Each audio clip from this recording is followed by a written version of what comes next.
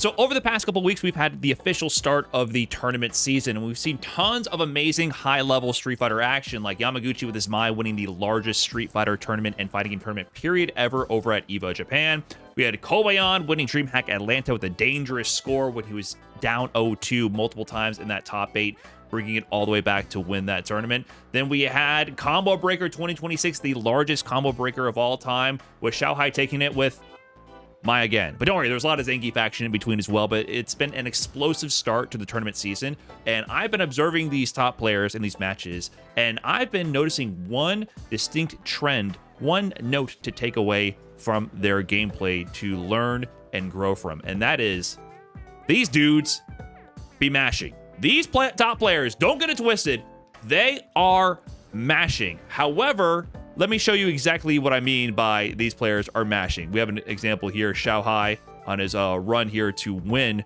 Common Breaker 2026 up against Junior Zangief. Oh, and again on the bust out. He's not even on wake up, bro. My guy did drive rush in into heavy punch, got his string with the jab into the crouching medium punch, and immediately went ahead. And after his turn finally ended, jab, crouching medium punch, turnover, psych, I'm taking that turn back. ODDP, how dare you try to jab and take your rightful turn back on my negative frame. So today I wanted to go into a little bit of what's going on in these situations and break down some of the high level mashing that was occurring over these past major tournaments with actual in-game examples. But if you don't know, mashing in the world of Street Fighter used to be a very dirty word, and this type of advanced risk-taking gameplay was seen as very controversial, and it really takes me back to a specific match in the Street Fighter 4 era, LPN versus 801 Strider at SCR 2015. Strider was one of the best Street Fighter 4 players in the world, qualified for Capcom Cup at this time. LPN always really strong, but not considered the favorite in this matchup. Here they are in pools in the final game, final round situation. And let's watch this sequence here. Combo conversion from Strider. He needs one more hit to take the set, and wait, what? What? Is he dead? Oh my God. Wake up, stand heavy kick into Ultra 2. This little interaction might not seem like much. Look how pissed Strider is. He's like, what the fuck? You really woke up heavy kick right there?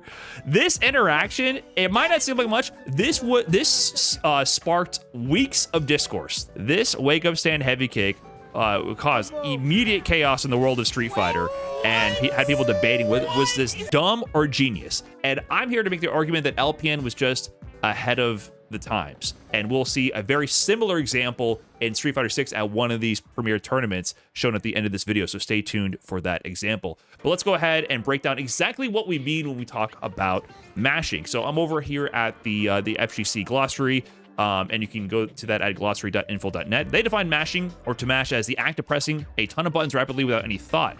However, it can also be used to describe trying to input the same move repeatedly, usually on defense while you're being pressured. For example, while blocking or waking up, you may be slamming your joystick into the diagonals or hitting a punch repeatedly, trying to get a dragon punch reversal to come out. You'd be mashing DP in this case. And that's one type of mashing I'm referring to here. But I think colloquially, a lot of Street Fighter players, when they say mashing, what they're actually referring to is Abare. You might have heard me say this on tournament restreams if you ever wonder what this was about. Abare is defined here as attacking while you are at negative frame advantage. Pronounced Abare. Normally attacking while your opponent is plus is a bad idea, since if they press their fastest attack, they're going to win. But sometimes opponents don't press their fastest attack. Maybe they want to stretch their advantage a little too far and say take extra time to walk up and throw. If you Abare in these situations, you'll probably land some hits. So it's about the idea of not always respecting people's pressure, because not all pressure sequences are built the same. Sometimes there's gaps in between them so that people can extend their turn. If all pressure sequences were airtight to beat mashing, they'd often end up just pushing themselves out of range of threatening a throw too early and not get much advantage. To extend the time in which they threaten the throw, they might walk forward between certain plus moves and overextend, where your DP or then your light punch or reversal attack can actually interrupt, even though you're at negative frame advantage. And this is like where the bell curve comes in with mashing in fighting games. Because when you're a scrub, And you're at the beginning, you're mashing on everything, right? You don't even understand the concept of frame advantage. It's a foreign concept to you. You're just like, why doesn't my move come out? You're just complaining the whole time while people are doing frame traps and block strings to you. Then you reach a certain level where you understand these concepts, you understand the other characters' plus and minus moves, and then you play by the book. You wait to see when they're at negative frames, and that's when you take your turn back. You don't challenge on frame traps, but then your defense becomes very predictable, right? You become very easy to read. People overextend their pressure on you, extend their turns, and are able to run their offense a lot more liberally on you because you never represent a Abare.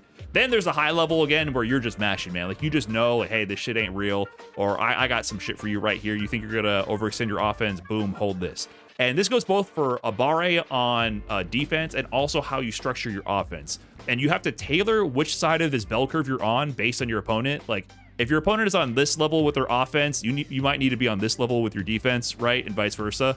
So it's important to understand the player and what they're thinking of in these options. But of course, examples we're going to get into are with the most high-level players in the world, and you're going to see how deep the mind games go. So, Colbion won DreamHack Atlanta with Zangief. Him and Junior got top 8 at both DreamHack Atlanta and at the follow-up combo breaker next weekend. So we're going to see a lot of Zangief examples here. So I'm going to start first with some interesting examples with Zangief, which have to do with Abare, smart Abare, based on a lack of frame advantage and spacing. It's a combination of those two variables. So here we have an example here. This is Colbion up against Kills You at Combo Breaker 2026. Colbion on set point with level 3. Kills You needs to make a big comeback here. Kills You not much life left, and what just happened?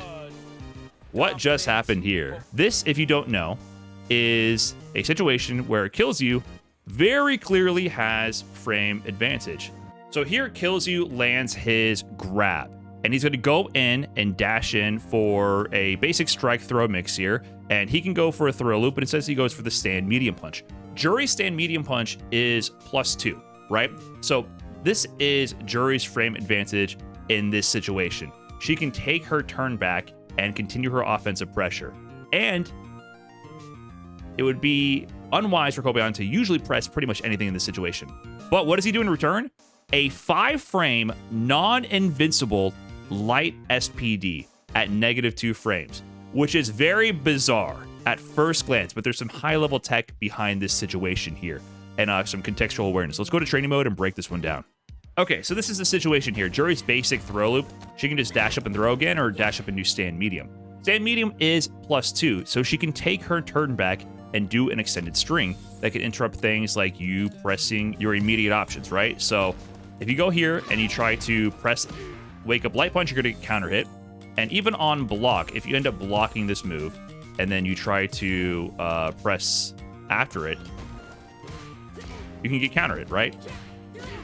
You're not able to really press these options in this situation. However, there's a few layers at play here. So this is what happened to Kills You. Now, the problem with this is this +2 from Jury, there's only 2 options where Jury can actually make contact with Zangief if he goes for SPD. Those options are stand light kick and crouching medium punch. If I go to any other button in this situation, I cannot hit Zangief. You notice how here I'm pressing light punch? Jury's lights are very short range and immediately whiff in that situation. So it immediately limits the number of options Jury can press after this situation to even interrupt the SPD, because yes, she has frame advantage, but you got to consider the spacing. All these other options at this range completely whiff, and the SPD just grabs you instead. So that limits those number of interruptions and options. And on the other hand, the reward she gets from the light kick and even the medium punch are very, very limited options. Like, she can do that from the medium punch if she commits into that string, but that's a little risky. She's left very close and at negative frames, so it's not like an ideal buffer to go for blindly for her. She'd be -6 and in range to be punished, for example. And if she tries to do something else, say she goes instead for something like a fireball, she just gets grabbed out of the fireball. So another option she could go for, of course, is she might try to shimmy you, right?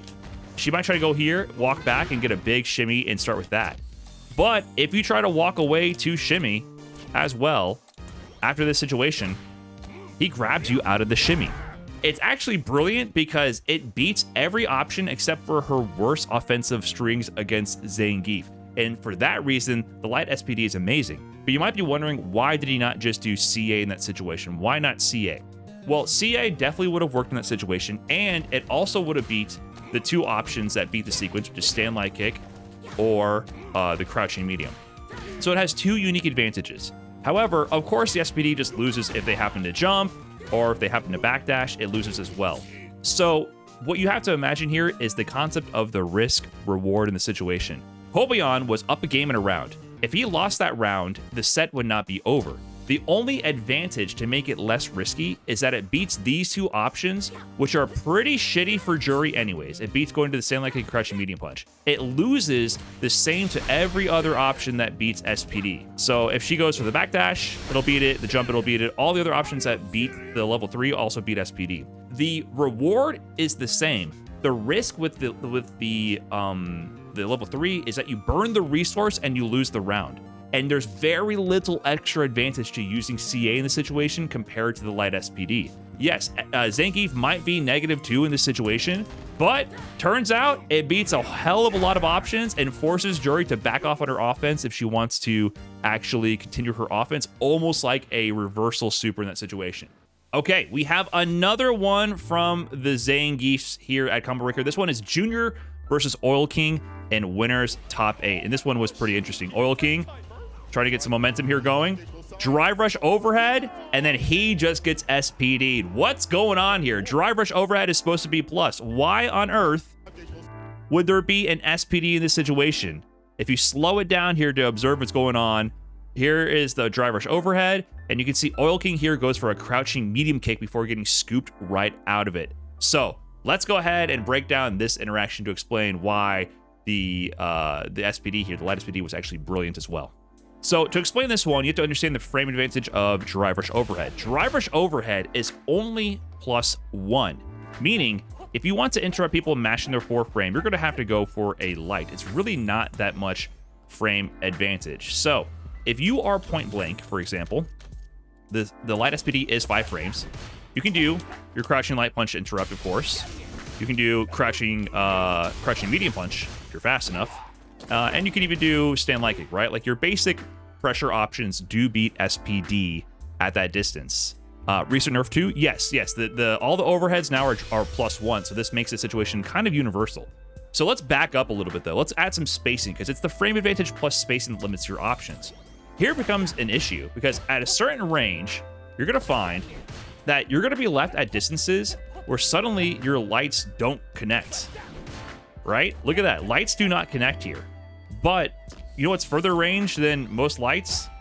That light SPD. That light SPD has a lot of range. So at here, where my lights will whiff, SPD will still connect. So suddenly, I'm trying to press and take my turn back, or continue my offense with my +1, and my jabs are just getting destroyed by light SPD out of nowhere because my jabs are whiffing. Now, there's a certain distance where a stand light kick will still reach, and crouching medium punch will still reach, which is still a strong option. But you saw that Oil King press crouching medium kick. It's a slower option. It's 8 frames. It's like the slowest option, but it has the most range. So if we keep finding the perfect sweet spot, there is a sweet spot where here, crouching medium punch doesn't work either because it's got a whiff. You can still make contact with the overhead, but your crouching medium punch doesn't connect. Suddenly, look, none of your fast moves here connect. Not a single one of them. Maybe stand medium punch, but stand medium punch is also kind of slow and doesn't lead to much, right? So at this range, all of these buttons, stand medium, crouching medium, if you do it perfect, hold on. Yeah, they all get stuffed by the light SPD. And so you might be incentivized at that range to try to stop them from walking away.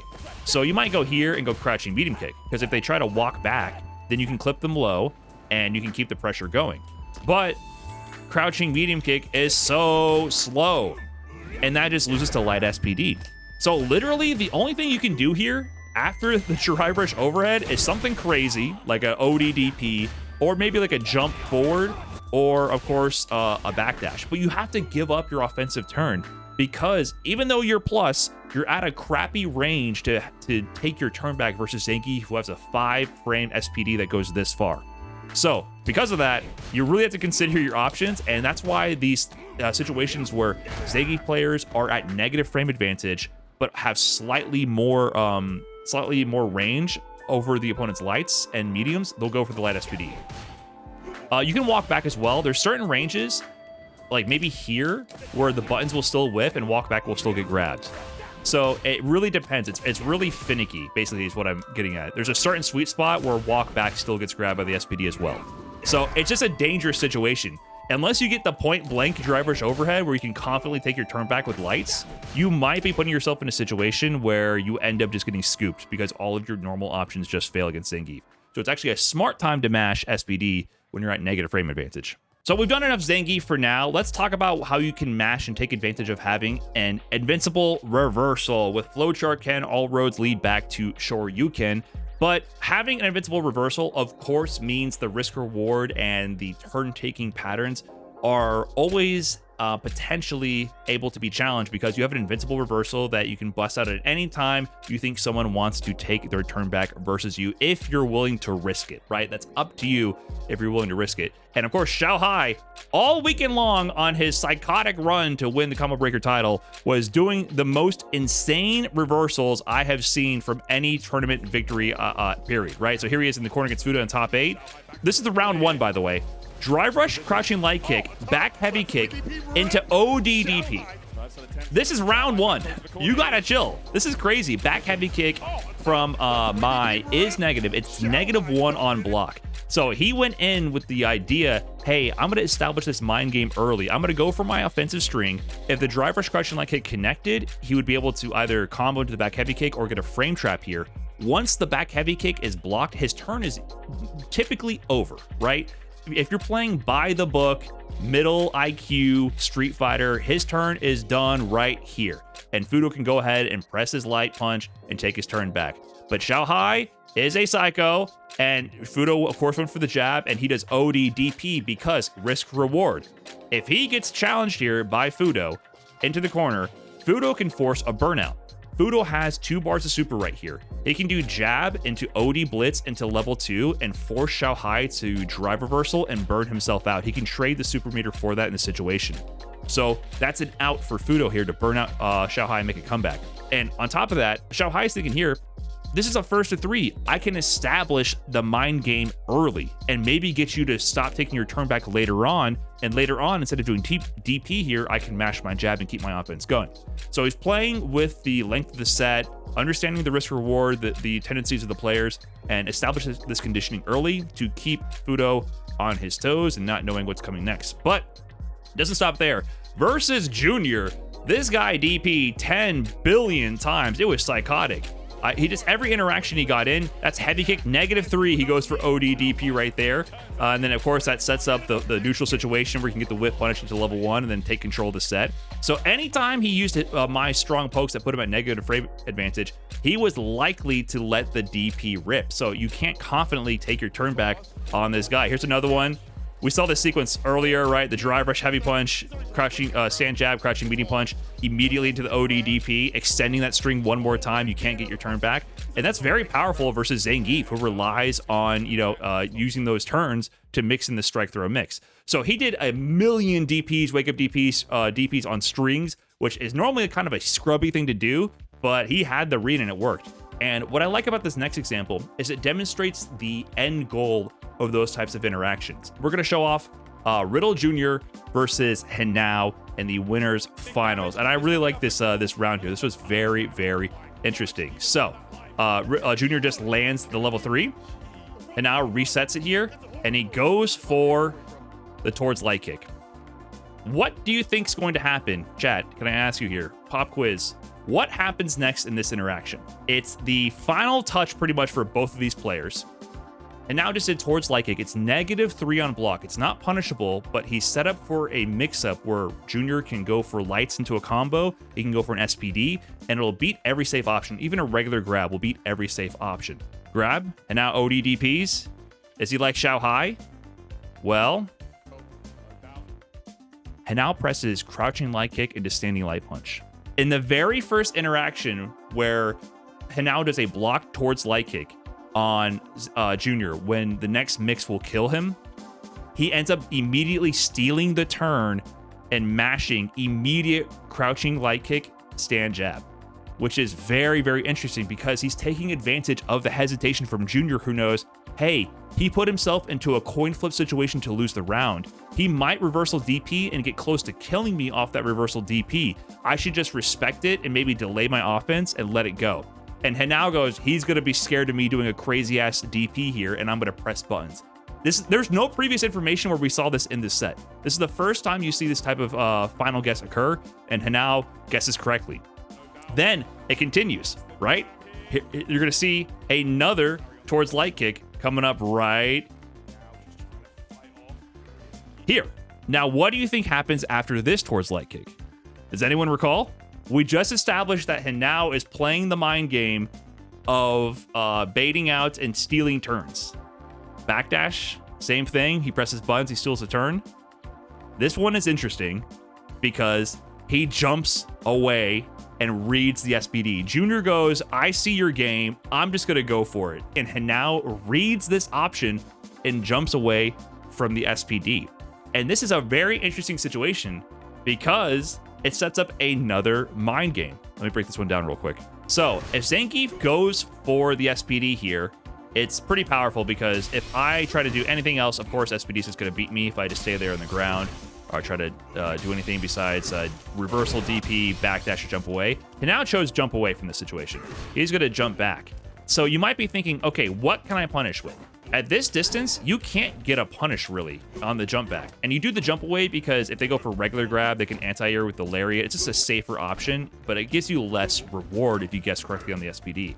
Now, you might be like, oh, just drive rush in. But Sagat, for all his strengths, does kind of have a bit of a slower drive rush. You can't get a really strong option here out of drive rush to get a punish. There's nothing that really reaches once the driver screen freeze occurs. So he's kind of limited in options here of how he can punish this SPD here on the jump back. He can, however, do a pretty airtight drive rush to crouching medium kick here. It doesn't, it's not a pure block string, but it's unlikely to lose like a reversal jab or anything in the situation. So how does Hanao then respond after doing the jump away from the SPD on block in the situation that he baited out? Oh, what escape overhead! That was so smart. Couldn't get Drive inside, rush get a punish. overhead. No, press the dope. Drive rush Grab in. overhead. Hanao knows that he played the mini game. He got away with it the first time, and then he baits out the SPD the second time, and he knows that he can't get a punish, and he just uses the frame advantage he has with the threat of the drive rush to go in for the surprise overhead. So there were so many layers here on this sequence. I just thought it was super cool, and it shows the other side of the mix, like the unspoken rules of having a reversal. We saw Xiaohai let the reversal rip in a lot of these situations, and we see the inverse happen here of how you can take advantage of the fear of the reversal. So far, we've all been talking about mostly using spacing to your advantage on negative frames to mash crazy options and the fear of reversal. But what about when all hell breaks loose? When you got the chips down against you, you're out of luck, you got no meter, you're in burnout. What can you do in these kinds of situations? We saw one of these situations at EVO Japan with Shuto versus Punk, and it really, really surprised me. So this was some extreme abare that shows that you should always lab as many interactions as you can and find an answer. So here, Punk interrupts the DI into a level 3 conversion. This is winners finals of EVO Japan of like round 3, I believe. He put Shuto into burnout. Both players are in burnout in this situation. So what do you think is going to happen here? Shuto has level 3. Punk just spent his super and is in burnout. What is the next interaction you think is going to occur? Does anyone know? Light spiral arrow, light drill. That is the #1 most common option after level 3 for Oki to get pressure from Kami players. But what do we see in return? We saw dash up, jump, dive kick, and wake up non-invincible light DP from Shuto. That DP has no frame advantage, and he ends up running that situation all the way back to a win over Punk in a spot where it seemed like Punk had so much advantage. So if we look back at that one more time, we'll put it in slow-mo. Dash up from Punk, jump in the air, wake up light DP. That seems like the most ludicrous, scrubby option because light DP has 0 invincibility. This is not Street Fighter 4. This is not a Boomer Street Fighter game. Why would he possibly be doing that light DP in that situation? Well, it turns out I think Shuto had labbed the Abare in the situation very, very well and had learned some interesting counterplay. In this situation, with level 3, Cammy has only 17 frames of advantage. It's not that much. So what's interesting about this is a super common option that Cammy players like to do in this situation after level 3 is to go for a either light drill, which is +3 on block because they're in burnout, or medium drill, still +1. They like to go in with that option because they don't have drive rush in the situation, and it's free plus frames because imagine you're able to skip it in, set up some kind of block string pressure, right? And you could eventually get out of burnout and get the stun in return. So really common, strong option. But that's where wake up, reversal, Shoryuken comes into play. This seems like a crazy option to go for, but when you consider such a common Oki option, you might want to plan a counter for it. Of course, Light Punch DP has no true grounded invincibility to anything except it is air invincible. And this drill, even though it's low to the ground, it's considered airborne.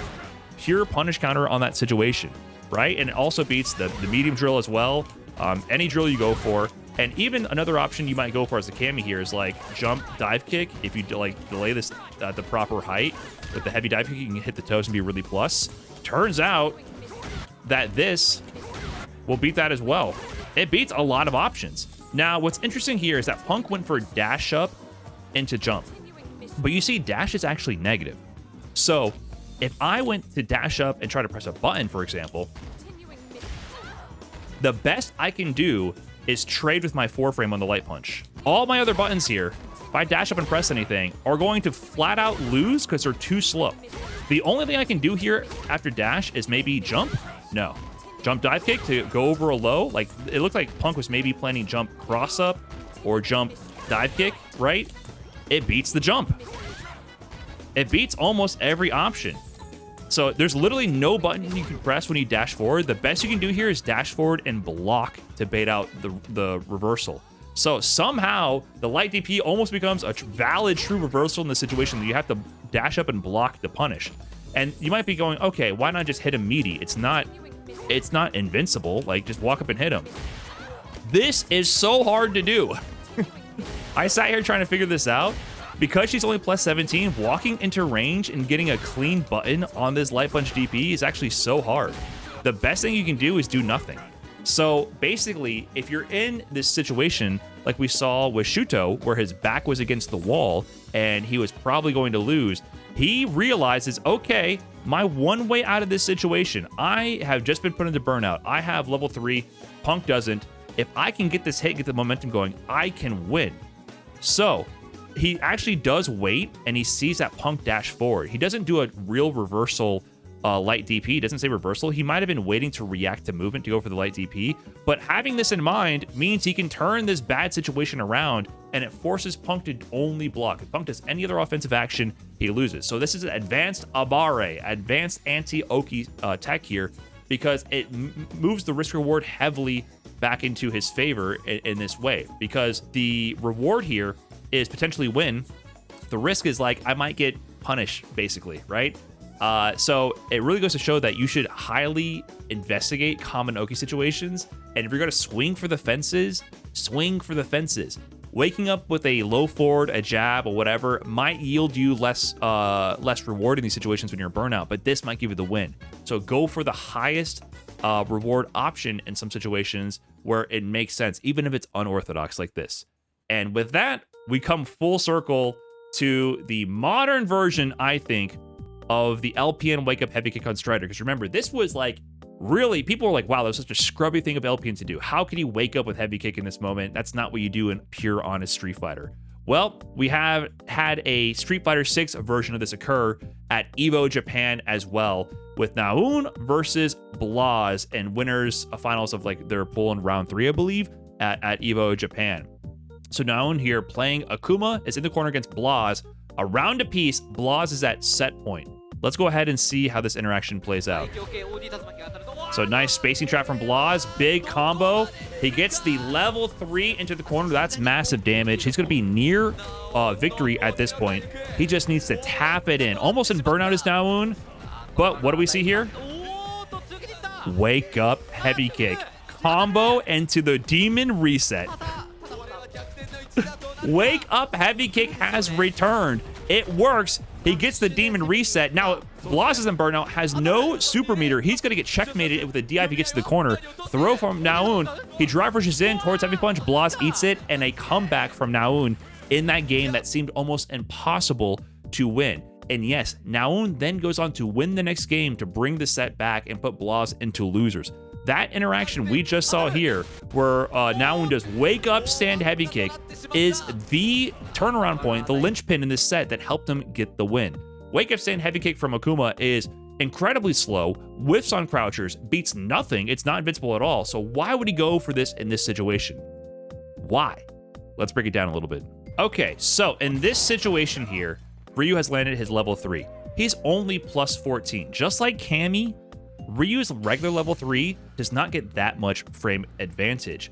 The CAs in this game often give way better knockdown and frame advantage than the level 3s.